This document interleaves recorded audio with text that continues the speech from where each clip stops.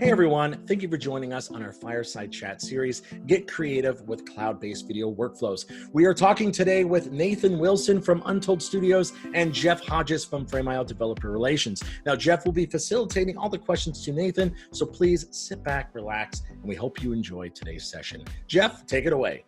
Hey, how's it going? Nice to meet everybody. I am a member of Frame.io's Developer Relations team with a focus on our partners. But today we're talking specifically with Nathan, who is a customer developer who has done some amazing things with our API via our Python client. Nathan, you want to join us? Yep. How's it going?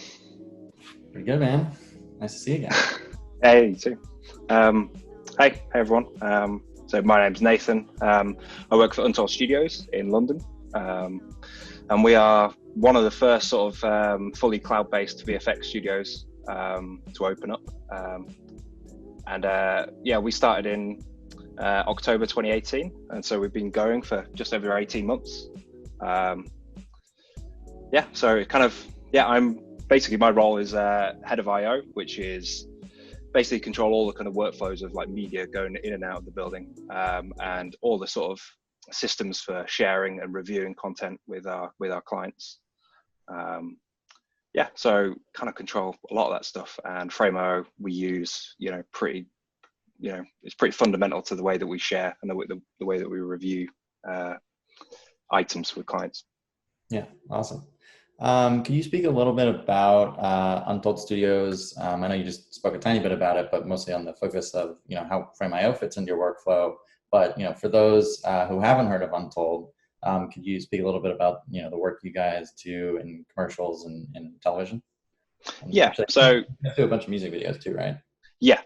So we're basically termed as like a creative studio. So we have our VFX side of the business, which kind of caters for advertising, TV, and sort of music videos, and all that kind of content. And then we also have like a production side, which kind of focuses on actually the production of the music videos and the shoots, live events, and other kind of features like artwork for music artists and all kinds of creative.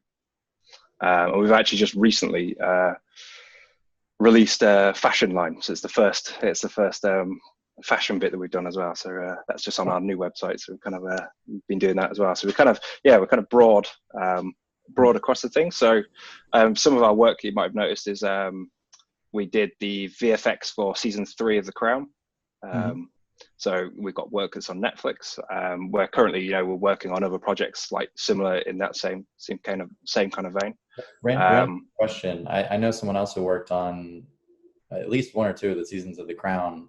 He was telling me about this crazy scene that they shot where I remember one of the main actors, they couldn't shoot him on location inside a church or something, and so they shot him on a green screen set and had to composite 2 completely separate things. Was that you guys?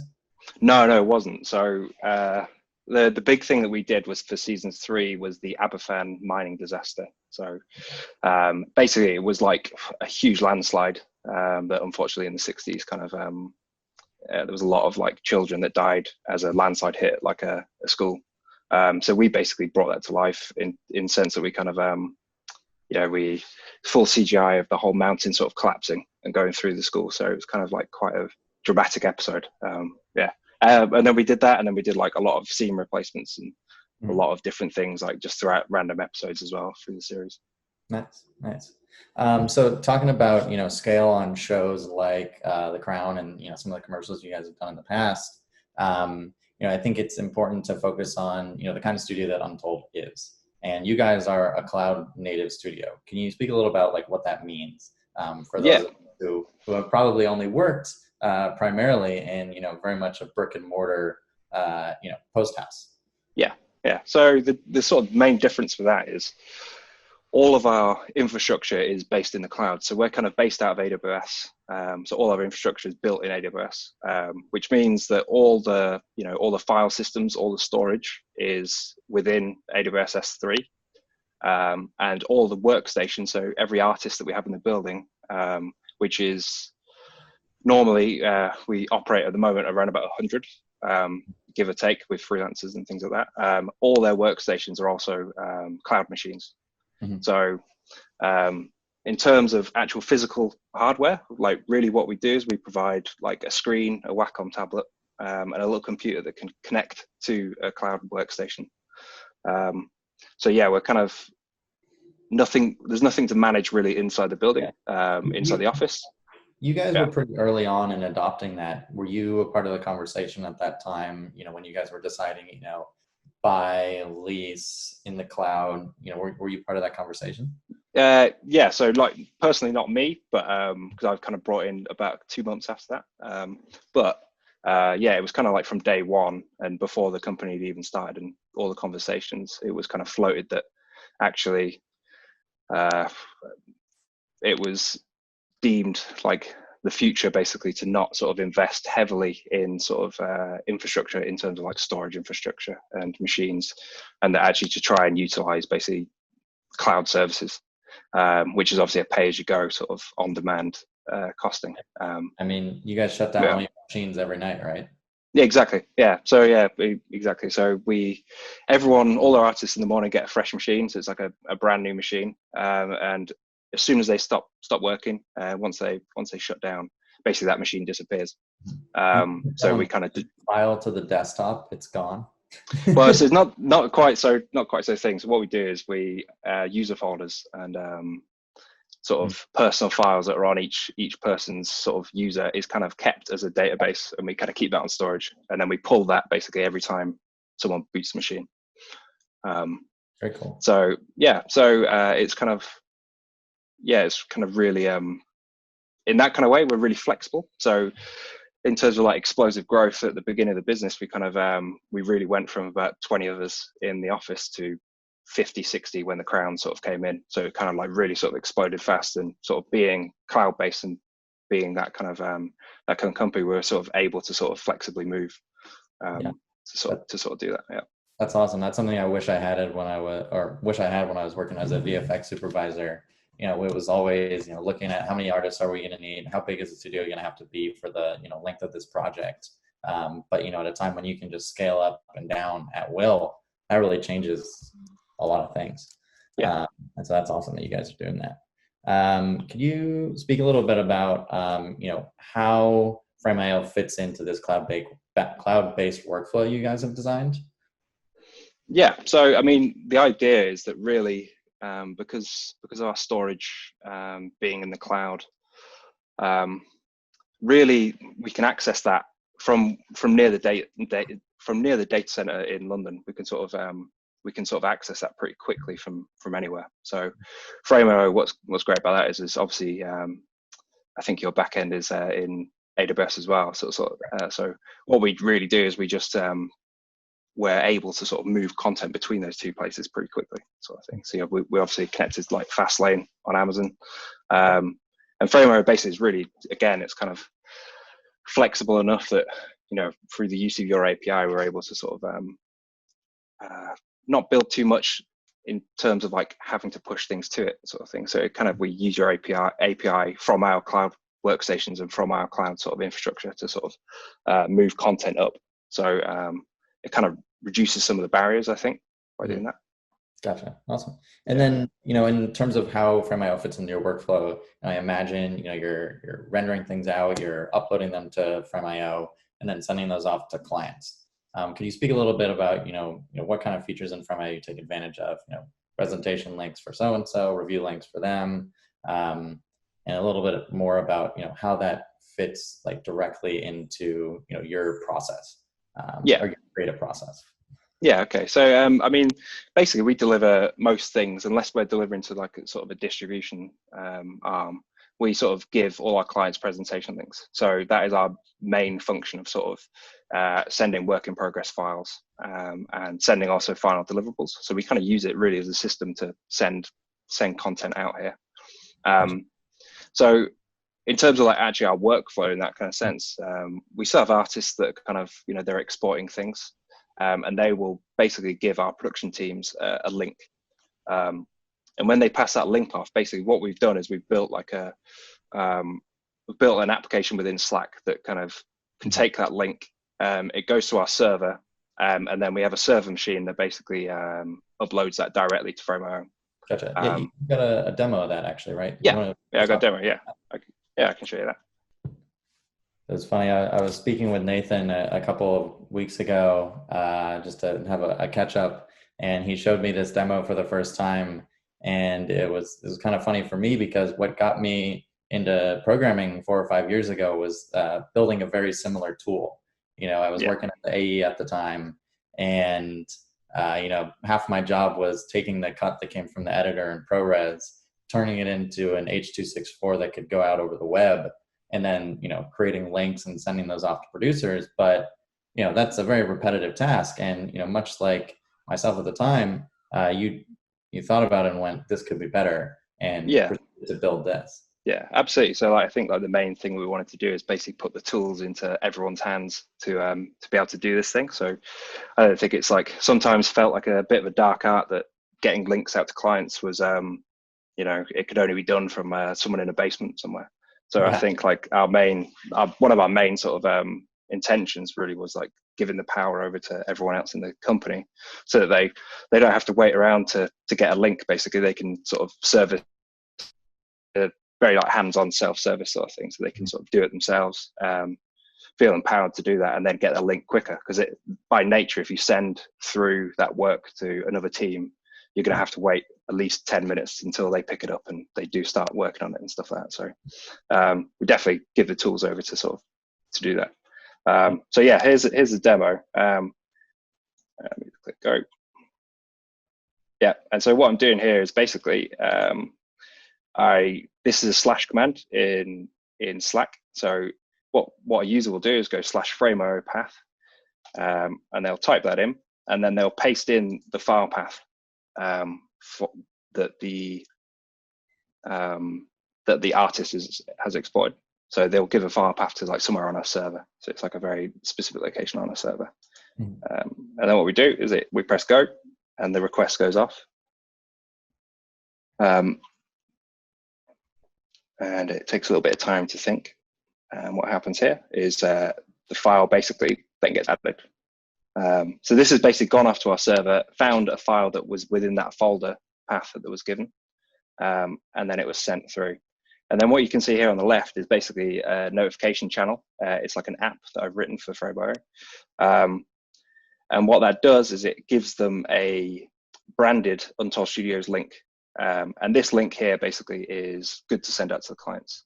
So this has already pre-generated a presentation link that is downloadable, and so basically it's good to go. So the process that happens here is then this link then gets checked by the producer and by someone on staff, and then this is sent. Awesome. And then I see you guys are also branding your links. That's a very nice feature to put on top. Yeah, exactly. So yeah, we're kind of pulling together a couple different APIs. So that's the Rebrandly API to put our own sort of domain link on. So we kind of hide it behind that, which is nice. I really did the same thing a couple of years ago. I love Rebrandly. Yeah, exactly. Yeah, and I think this is just the end of the video. This kind of just shows you, that's the link, and it's now sort of downloadable, and it's ready to go. Very clean. But yeah, that is an awesome integration you built between Slack and Frame.io and your servers that automates one of those tasks that up until recently seemed like one of those things that an AE was just going to have to keep doing. Yeah. Yep. Awesome. Well, I think I definitely found that Slack has enabled more communication, and I think with that we kind of realized that if someone puts that link in, it's really easy for anyone to just press that little command, and it just makes the whole process simple. So especially during lockdown, that's kind of been a really, really big benefit, because actual people's computer network speeds are obviously really different across the board. So some people might have good Wi-Fi and some might not. So by taking that out of people's hands and having sort of Slack manage it and have our servers do all the work, we basically take that whole download upload kind of thing out of people's hands. And obviously because it's built in Slack, it means that you don't have to be on a VPN to do that either. So you're just authenticated through our Slack authentication basically to get in, and then that kind of allows people to be able to do this stuff. So yeah. Awesome. We got a couple questions here that I want to answer now before we move on, because I think they're salient to where we're at now. Some of these questions relate to the idea of Untold Studios being cloud native studio, and the first one from Darren is asking about the balance between reserved, on-demand, and spot instances, EC2. I imagine, for the workstations, you're going to be doing on-demand ones, right? And paying full price? No, so we actually have reserved. So what we do is we calculate the amount of sort of permanent staff that we know that will be using a machine every day. So that is kind of worked out by our operations and by our head of technology, and they kind of work together to sort of see what the forecast is for the year. So we expect, okay, we're going to have 40 artists that we know that every day they're going to be into the building, and we also do sort of reserved instances for our key services. So any server boxes or anything like that is is a key thing. So we do that. So on demand, we do that, and it's basically managed when we just go over our reserved. So but we do keep an eye on that. So it's kind of. And then I imagine you guys are also using spot instances as part of your deadline render farm, right? Yes. Yeah, exactly. So we kind of spin up and it's all managed basically from deadline. So I think we're mostly capped basically on IO ops, basically, sort of read write ops on our storage, and we are kept on sort of licenses. But basically, we can spin up and down as many machines as we need for our rendering. Wikia for storage, is that right? We use Weka, Weka IO. They're like our storage partner, That's on S3 and essentially exposes it as block storage, right? Yes. Yeah, so it's a lot more. So it basically gives us like a really fast front end, so that people can sort of interact with the storage it kind of feels like you're working local. It's got really good read write speeds and all that kind of bits. So I think that was like a really important part, because if you didn't have that, I think the read write speeds of S3 itself, it just doesn't quite work in the same way, sort of thing. And obviously, like with object storage, it kind of it needs something on the front. Not meant for kind of access. Yeah, exactly. Definitely. So again, just to finish that one up, it's like the rendering and things like that. We use spot instances, and we can, in general, we usually have about 400 nodes. It's kind of like, we kind of fly up and down. But again, it's another one of those nice things where we're not paying for it if we don't use it. And it also gives us the ability to sort of burst and,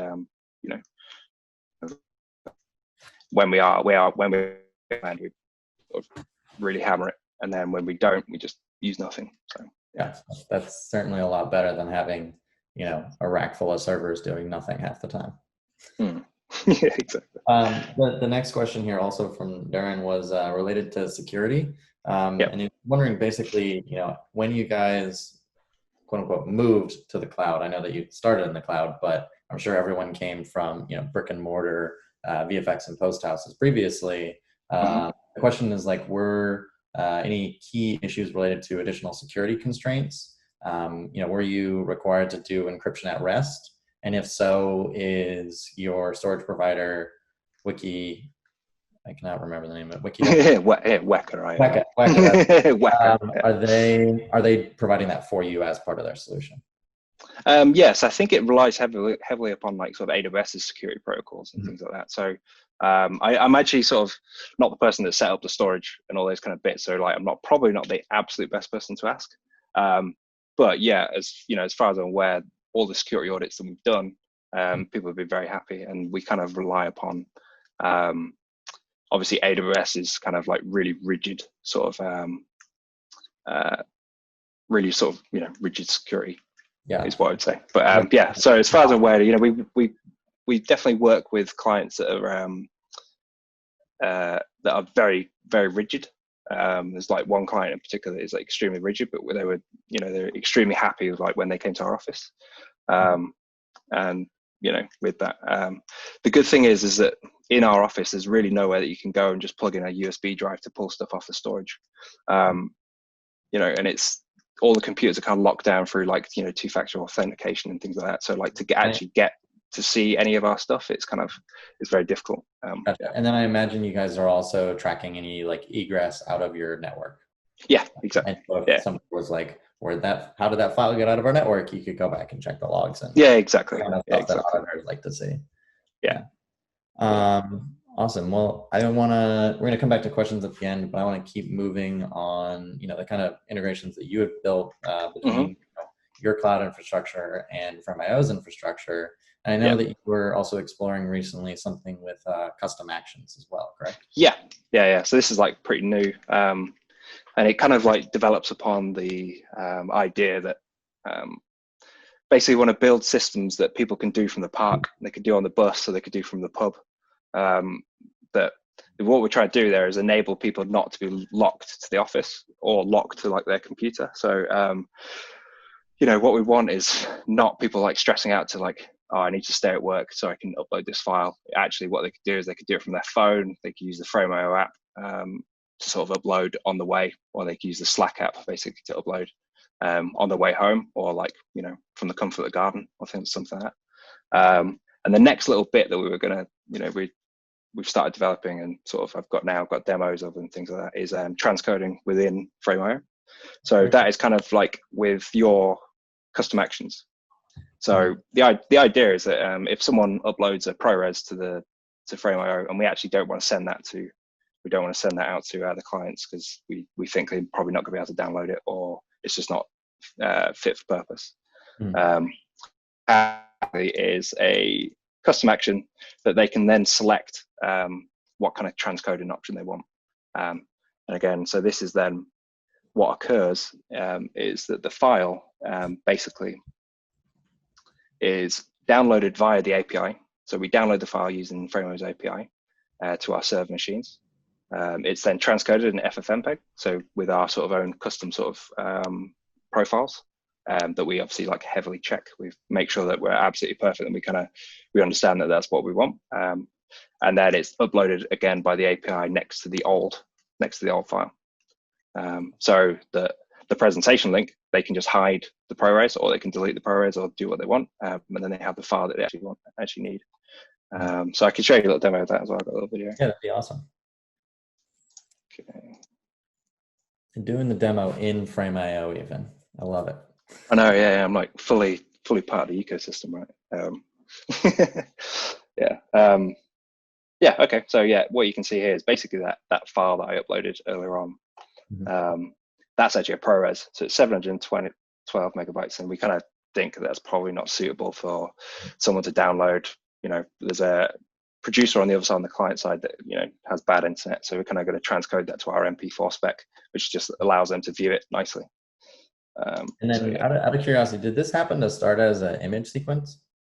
No, it didn't. So this is like come from Flame, so it'll come out Flame as a ProRes. Yeah. The only reason I asked, because I saw the path that you passed over was a folder. Yes. Yeah. So the way that we actually did that is we've got two little things that happen obviously in the background. Is that if we pass it a folder, what it'll do is it'll recursively look through everything and then upload everything that it finds within that folder. Or you can pass it a file path if you want a specific file to do that. And it will upload images, but we don't handle image sequences at the moment, but it is something that we're kind of looking into. We should follow up for this. I've got some code for you. Yeah, absolutely. Yeah. I think it's like we're at the moment, we're kind of in between. FFmpeg's color management is basically not particularly great. Yeah. So we'll probably do it in RVIO because we're obviously integrate with Shotgun. So we'll probably do it with that, and then maybe pass it through Nuke with a color management or something like that, to do that. But yeah, so on the screen there basically is when we right click, we go down to the action which is called transcode, and then it pops up we serve up this little box.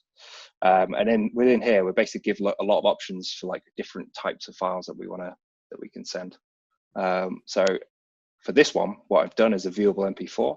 So basically, this is like a 30 megabits per second H.264. So it's really basic sort of file, but it's just nice that people can download it and they can watch it, and it's not too heavy.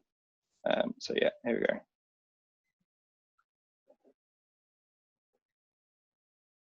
Cool.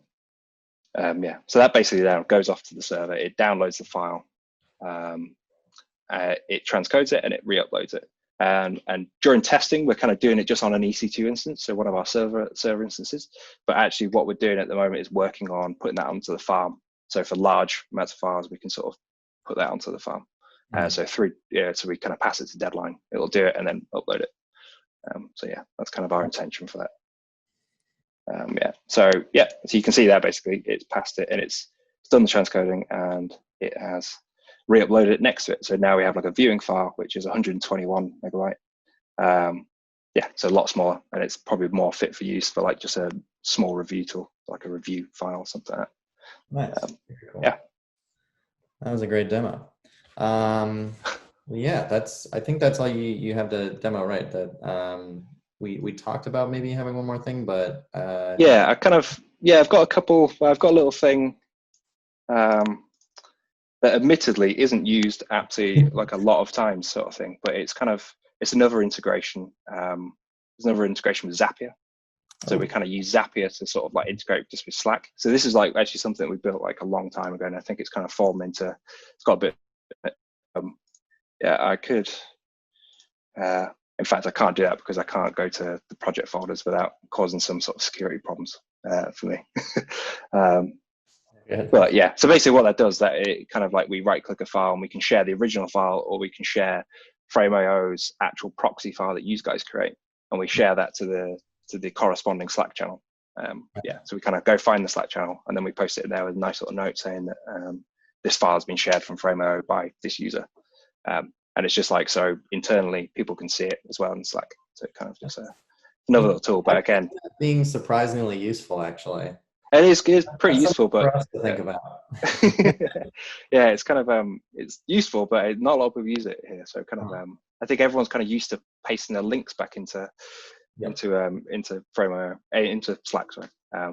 But I mean, if you think about it, that's it's a context switch. It's multiple clicks, and doing it straight from Frame.io. If maybe there's a link inherently between the Slack channel that you're working on for a particular project and the Frame.io project, and if you were just to right click on a file and say share with my Slack or share in Slack, and then it dumped that into Slack, I could see that being a very efficient way in which you cut down on an alt tab, a copy paste, a paste. Yeah, absolutely. I mean, like we do, there's like little efficiencies that we kind of use Frame.io for, and it kind of, there's obviously all our reels that go out, so all our pitch work and things like that, when we're trying to win work, like obviously we host all of our show reels and things like that in Frame.io.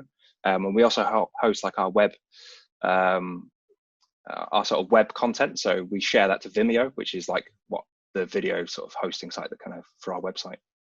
So we do that as well. So we use your nice little share to Vimeo sort of send to Vimeo thing. And that saves a lot of time, to be fair. So you don't have to, it's perfect. Yeah, it's absolutely great. Moving on to the next question I got for you. Where are there any places you're looking to optimize or like continue to optimize your workflows in the next 3 to 6 months, and any potential opportunities outside of the things we discussed today? Obviously they are already working. Are there other things you're thinking about?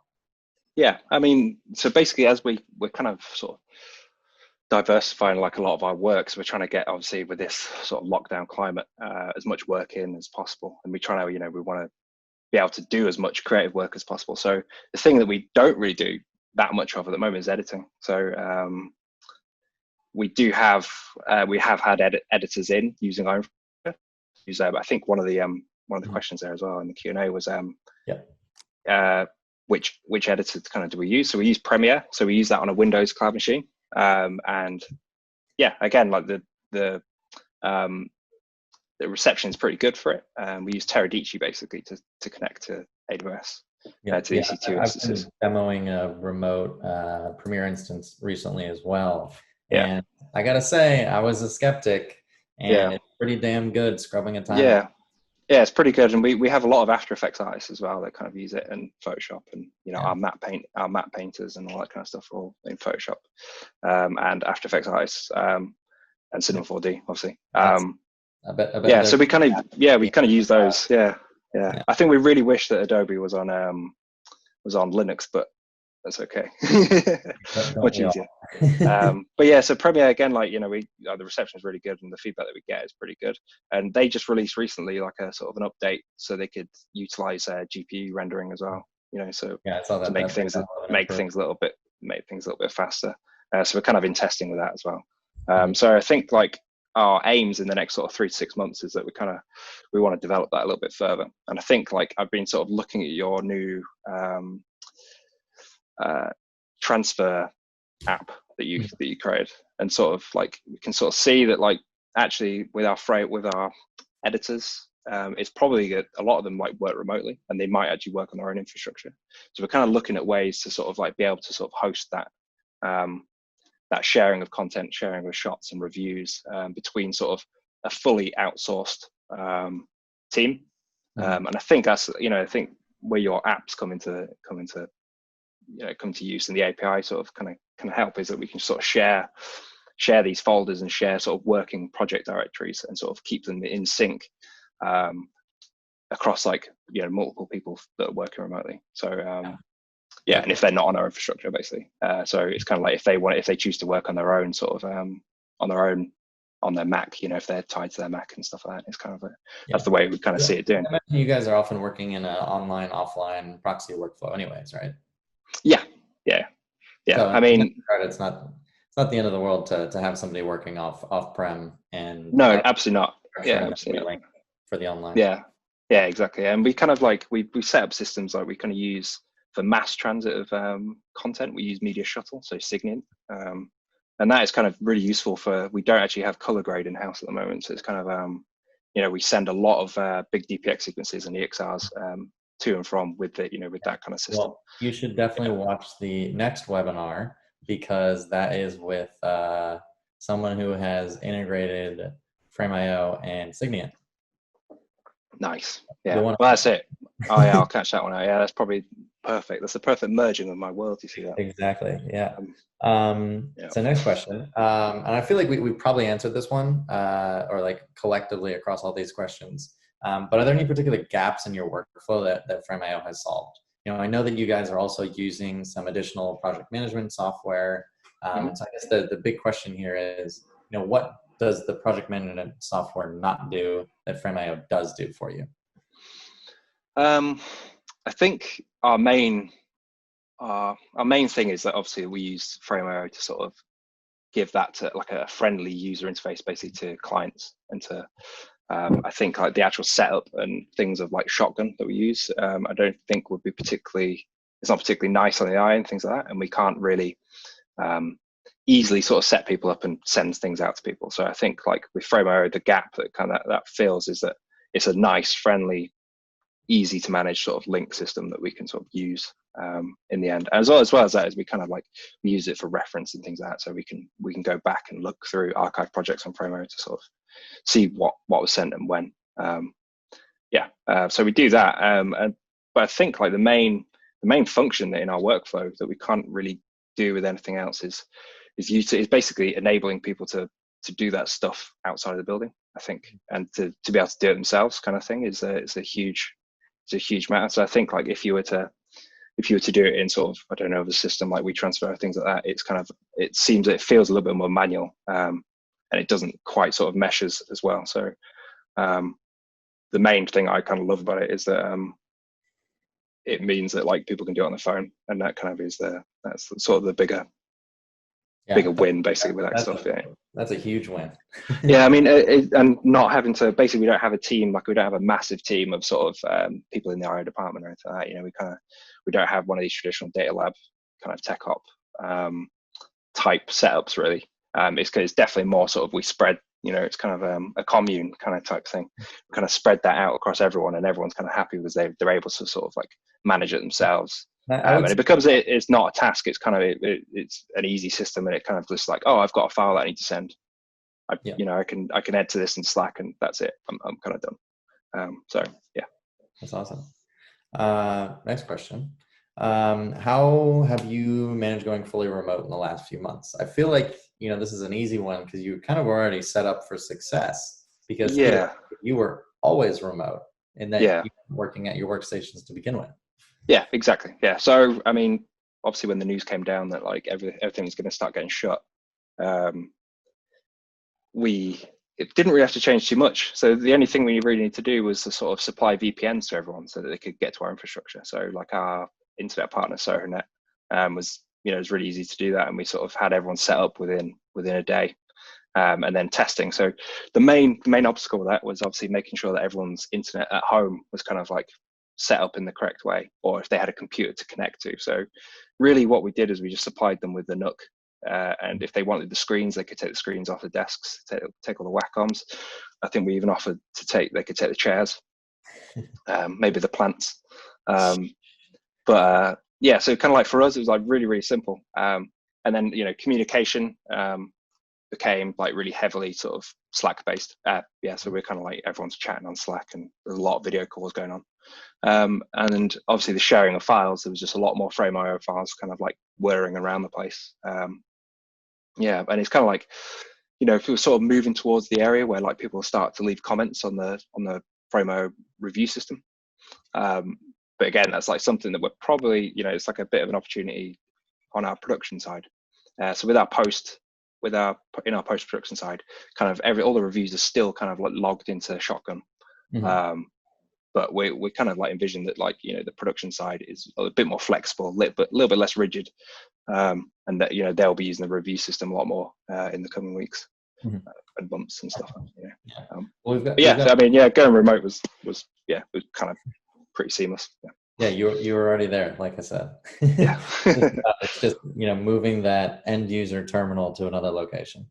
Yeah, exactly. Yeah. So I mean, like in terms of like uploading and downloading and stuff like that, really, the only stuff that is going through that connection is a Teradici feed, and it's your keyboard, mouse, and monitor, and that is kind of like the only bandwidth you need. So we're not moving data anywhere. The data stays where it always was. Yeah. Makes sense. Well, we have a whole bunch of questions here that I'd love to hop onto and continue to see if you can come up with some awesome answers. From Stavro, we have a question here about project management. I know you already mentioned Shotgun, but his question asks, about a bunch of, his studio deals with a range of different projects, and they use Airtable to manage projects. So maybe just, talk a little bit about, what you guys use Shotgun for. Yeah, I think, it's kind of like Shotgun's used obviously it's our main sort of shop management tool really. And that is kind of like a lot of the internal comments and feedback are then put into Shotgun. So it kind of like relates directly to the version of the shot that they're using. Obviously for quick like previews as well, sort of thing. So obviously when things are published, they're kind of using Shotgun the artists are all kind of using Shotgun to sort of make sure that they're kind of working on the correct things and doing quick sort of like reviews of like what everyone else is doing and how that relates to them. Again, like we kind of like, I'm not sort of the main pipeline, so kind of I haven't built that side of the company. I kind of like a lot of the stuff I do is more related to how that content is coming in and going out. That makes sense. All right, next question. I feel like we touched on a lot of these already. Yeah. This is a rather salient one. As it relates to workstations in the cloud and working with Premiere on a remote workstation, Max S asks, is there a way of getting a full screen signal out of Premiere to a broadcast monitor? Is that something you guys have tried, or? Well, really we kind of offline? Yeah, it's kind of like we're not. Yeah, it's mostly offline. Offline things from Premiere really. So and it's lesser used really. So I think it's like the editing that we kind of do is a lot be more sort of making sort of like quick offline edits and things like that.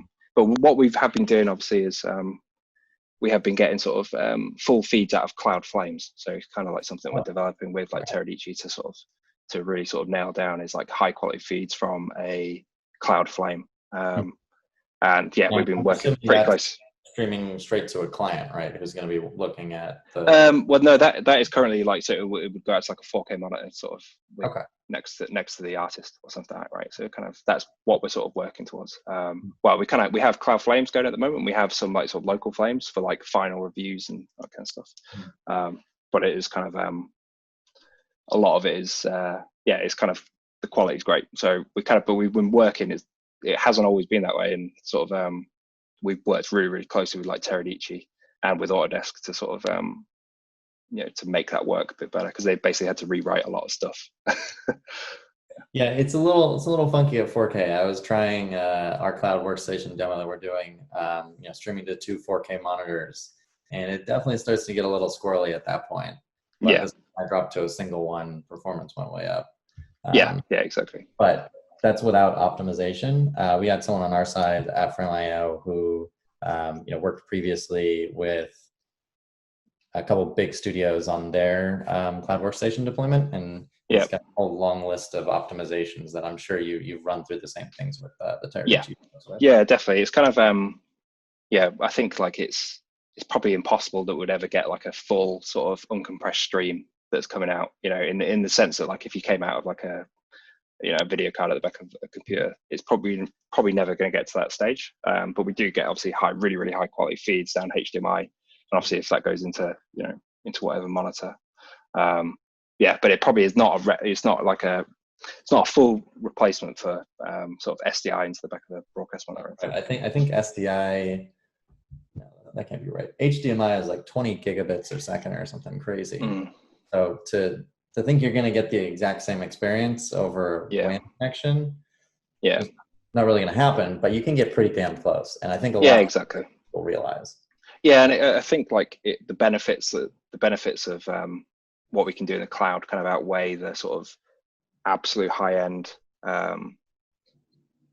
sort of fidelity that you can maybe get on on a certain screen. Again, we don't really have sort of like theater rooms or anything like that. We're not running that kind of absolute high quality, sort of cinema-esque kind of like theater rooms or anything like that. We kind of these are mostly you do have some local workstations. You said you had some local yes plans, right? And we do. Yeah, your internet connection is fast enough that pulling an asset off of the cloud storage onto local and then doing full res playback is I mean, like, exactly. So it's kind of like the content then gets for the local frames anyways, the content is obviously on the frame store and cached that way, but it's so fast that we're able to sort of unarchive and pull things up and down really, really quickly. So it kind of doesn't really feel any different to sort of a normal sort of infrastructure that you might have.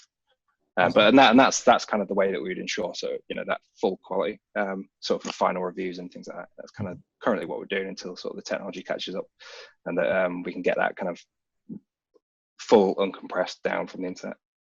Maybe 5G will save us. Possibly. Next question here, again related to the cloud workstations. Matt Duncan asks, when you start up these new machines every day, is the software preloaded, or is the image preloaded with the software they need? And I'm assuming the answer is yes, it's the AMI that. Absolutely. Yeah. So we basically we have like an AMI of so basically an image like any other sort of computer image that is basically loaded onto that machine as soon as it is booted. And the beauty of that is that basically we're able to make changes very, very quickly. So what we do is we can test things on a different AMI, can boot a machine, see if it all works. If it does, and that the artist wants that, we can basically put that AMI into production basically, and say like, okay, that is now the image that everyone's going to use. And we're able to sort of change really, really fast. And we can roll back as well, sort of thing. So it's kind of like we can just go back to the old AMI if we break anything. Which happens, right? Obviously. A hell of a lot easier than some of the small studios I've been in, where you're going around and re-imaging machines every couple of months because people make a mess, or figuring out which version of Houdini we need mixed with which version of V-Ray, which would mix with which version of Deadline. The second you're managing infrastructure at scale and images at scale, these kinds of tools become so freaking useful. And Amazon's built that way to begin with. So you're not really even creating anything new here. It's just taking advantage of what they've built, for an alternative. Yeah, absolutely. And we do things like, we give powerful machines to people that need it, and we give less powerful machines to people that don't quite need the power. So it's kind of, if you're a modeler, or if you're doing simulations and things like that, we can give you we can give you really, really good stuff if you're doing FX and stuff like that. But if you're just going to be working on pitch work and you're just making PDFs, we're going to give you a very small one. And it kind of like, but we're really flexible. So if someone says, okay, I need more power. Like I need to get this render out or something like that, in After Effects. We can basically just tell them to terminate the machine, save the work, terminate the machine, we'll increase the size, and then they boot another one up, and within 5 minutes, they're kind of on a computer that's 3 times the size. So we're kind of like really flexible in that kind of way. Yeah. Very cool. Yeah, that's something we wish we had in brick and mortar offices. Yeah, absolutely. Yeah, as well as just making custom computers and stuff. Yeah. So we're kind of we work with Unreal as well, sort of thing. So we're kind of like, again, making custom machines that are like suited to Unreal, real-time rendering and things like that. So we're kind of we're doing all that kind of stuff really to sort of, I don't know, increase efficiency and sort of keep costs down. Again, it's kind of easy way to like keep your costs down. Yeah, I worked on 2 projects last year where we started exploring Unreal, and we did some tour visuals and even mix some stuff that was rendered in V-Ray, some stuff that was rendered in Unreal, just depending on the requirements of the different scenes. I think it's pretty safe to say Unreal is going to continue to become a larger and larger part of visual effects. Absolutely, yeah. We've just come off a shoot where we did it was like basically a virtual projection of, so they were shooting sort of heavily on green screen, like the character in the thing, and we basically sort of created Unreal scenes so that the DOP and the director could see basically what it's going to look like, and so they could better use the camera. So we're kind of like, we're interested in that kind of future of sort of production and things like that. So we're happy to supply that and like send assets and things like that to do that. That was actually wasn't on a cloud machine at that point, but hopefully at some point 5G might help us to actually sort of go from the cloud directly to set, which would be really nice. Or from the set to the cloud, who knows? Exactly, yeah. So you could get the rushes really fast, and that's kind of like a bit of a. Yep, that's something Michael Cioni will talk about at some point. Yeah. Okay, we got more questions coming in from Megan. How does archiving work in a cloud-based workflow? Are you guys pushing things to download into a drive and or an LTO tape, or do you take advantage of other solutions? I know you mentioned you use Frame.io's archive feature, but I imagine for like the larger VFX vendors and stuff. Yeah. So all the content stays in the cloud, so it stays on Amazon. So what we do is, obviously we have what we would term like live storage, and then we also have things that we're going to basically put into like deep archive, really. So we use Glacier we send our file systems to Glacier, obviously once they're done, which kind of obviously reduces our storage a lot more. So every night, obviously we in AWS we like kind of use snapshots, which is like, I don't know if that's a Weka, I think it's Weka actually. Basically, but we have snapshots. We have nightly backups of our file systems, so we can actually roll back our file systems. So it's really, really secure. And in terms of like when we finish a project, we might have like some of our larger projects. So for instance, like the Crown Series 3 ended up around about 350 terabytes. We kind of, that stuff basically then we package up, and it doesn't ever leave the cloud. It just goes into Glacier. So everything is basically kept there. Yeah. So we kind of try to like get away from drives and LTOs, and definitely no LTOs actually. That's like kind of so the mantra of the tech team is no LTOs ever again. Yeah. Sort of thing. It sounds like you take this idea of a cloud native studio very seriously.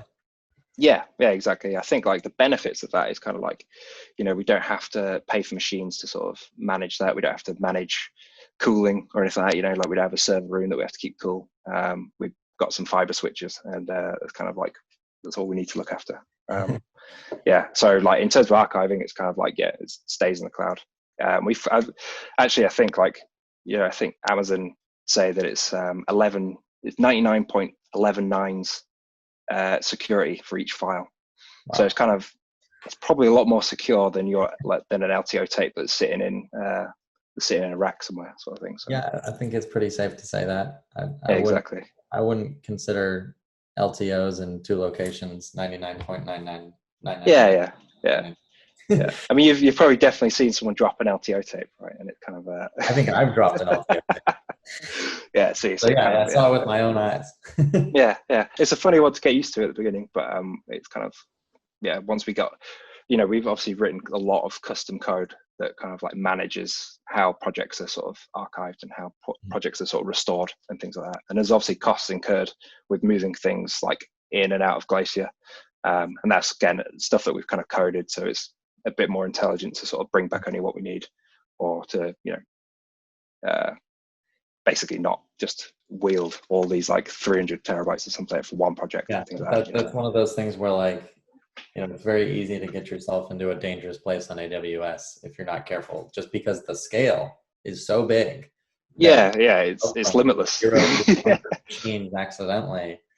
Yeah, a little too quick sometimes. Yeah, I mean, we definitely put like checks and balances in for that, and it's kind of like everything that we, if someone requests something, it kind of goes through like is that a sensible option? Like, do you need that right now, or can we do it a different way?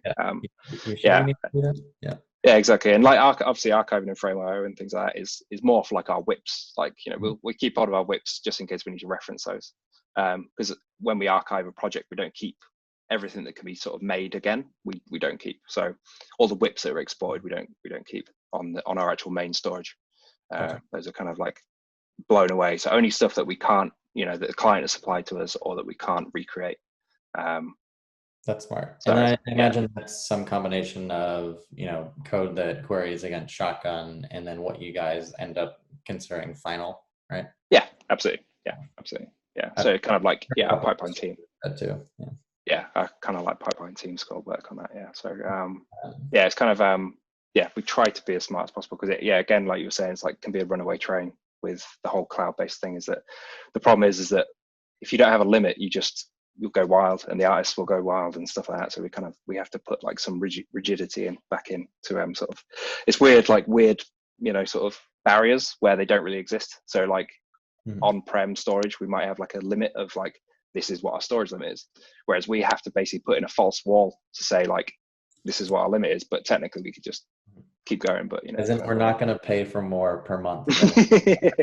Exactly. Yeah. It's like, we get a tap on the shoulder to say, okay, actually, I think this needs to be archived now because it's, it's probably going to cost us too much money. So it's kind of makes sense. Next question actually kind of factors pretty nicely into that. Is a question from an anonymous individual who asks, how do you handle uploading large files to your online cloud storage? Uploading seems like a huge bottleneck for 4K files, especially in high volume like dailies. Want to speak to how you guys get footage from, say, like a client drops off a drive and you get that into your Wikia storage? Yeah, so that is like you're absolutely right. That's like it's a bit of a time sink. So if someone drops off like we get like a lot of big drives full of ARRI, so you'll have like 8 terabytes worth of shoot content on it. That's 8 terabytes that we have to upload to the internet. So thankfully, what we've got is like obviously a really big sort of internet pipe to Amazon. So we've got like a fast line connection basically from our office. For 1 second there, Fastlane, if I'm remembering correctly, that's the AWS Direct Connect. Basically. Yeah. So that shows up as data going into AWS from AWS. So it goes over private rather than public network. Yeah.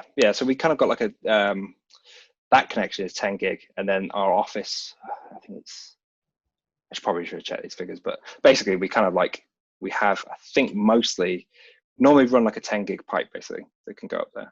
So we're more limited normally by drive speeds and things like that to actually get that stuff up. But there is no way around that. So like if someone delivers something on a drive, we plan those times in. So it'd be like it might be a 1-day transfer or 2-day transfer to get like high amounts of content up there.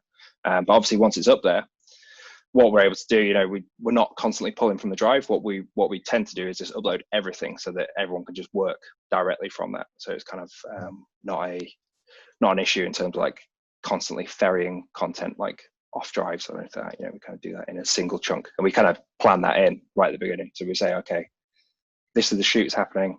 We get the shoot, and we get the drive back on Friday night, and we'll set it off, and then on Monday morning it's there, and we can stop worrying about it.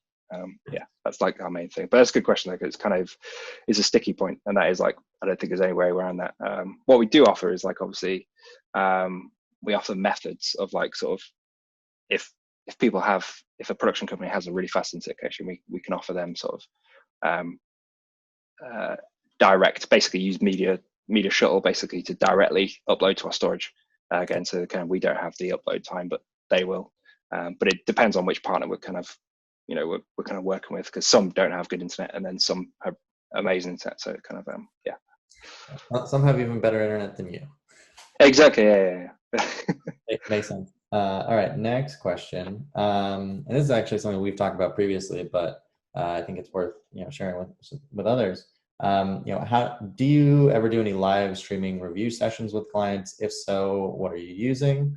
Just want to speak to that. Yeah. So I mean, so for the live stream sort of aspects, we kind of run two services. So we use SohoNet's ClearFlex View, so they can actually view like an output from Flame. And that actually we actually have to then use a local Flame to basically put it into their receiver, into their output, like it's their transcoder and then output sort of thing. So we kind of use that, but we don't really use that too much. The main system that we use at the moment is Frankie, which is I think it's Cospective, which is like the parent company of F-Track. So I think we use Frankie at the moment to like sort of do live synchronous reviews. But it is something obviously that we kind of, I've been trying to, obviously me and you talked about it, about Frame.io, kind of looking at that kind of stuff and how we can integrate maybe between the two things, make everything a little bit easier. But yeah, that's kind of what we're using at the moment. For stuff that's like asynchronous reviews, again, it's just like we always just send Frame.io links. And then we get feedback again, like to our producers from the clients. There's a follow-up question here. Do you have the ability to share a cloud workstation stream with multiple creatives or clients? Not the cloud machine at the moment. No. So yeah, it's basically only down to one thing. Spoken with AWS or Teradata about? Yeah, we've done testing. We've done testing in terms of like using sort of OBS to sort of output like an FFmpeg stream basically. But it's something I don't think we're not actually currently in talks with like Teradata or anything about that currently. But yeah, so yeah, we don't do that at the moment. Mm-hmm. So it feels like something they will probably add soon. Yeah, it would be nice. Yeah, definitely. And it seems like a reasonable thing that you might be able to do as well. I mean, the way 2020 is going. Yeah, exactly. Yeah. All right. Next question from Darren is, how do you deal effectively with the challenges of egress from AWS to third-party SaaS services like Slack or Shotgun, or back to the office, or is the amount of data or metadata that you're storing outside of your AWS infrastructure so small that you don't really care? I think it's a pretty reasonable question. Yeah. So I think like, again, it's like so small. So really the only files that of sort of large kinds that would be going out is a lot. It's just proxies really. So like Shotgun, it's just entirely proxies that go into that system. Into Slack, again, like people really just share like sort of proxies within there, and they wouldn't share large files. And it's Frame.io, again, like we do put larger files up there, but it's nothing in the scale of like what we have on AWS. So it's not really too much of a concern. We don't really think about too much about like how much is actually coming out of AWS and staying somewhere else that we're paying for, really. Because we do try and limit the amount of like sort of storage options that we have. So we use Google obviously, but we use the Google Drives, but no one puts anything into it. It's kind of like a document maybe. A PDF might go into there, but that's it. We just don't use it very much. Yeah. Makes sense. I mean, like if you're pulling media out of your network storage or your cloud storage, where does it make sense to put it? Frame.io generally. I've used Drive, I've used Dropbox for sharing video, and it's just not the same experience. And why not use the tool that's purpose built for it? Exactly. And it feels very similar. It's like obviously the uploads to Frame.io are kind of like really, really fast. So kind of we just generally wouldn't put like EXRs or anything like that into any other kind of storage. So it's kind of, all that stays like legit, just stays in AWS. Yeah, again. And once it's in there, it kind of just doesn't go. That makes perfect sense. Yeah. We are almost at time, so I'm going to hop back to the slides for a second. Nathan, thank you so much for your time today. I think a lot of people learned a whole lot of interesting things about what it means to have a cloud native VFX and post-production house, and also about some cool things you could do with Frame.io's API as a customer developer. So thank you so much for your time. Yeah, no worries. Yeah, it's been nice to speak to you. Awesome. Thanks, everyone.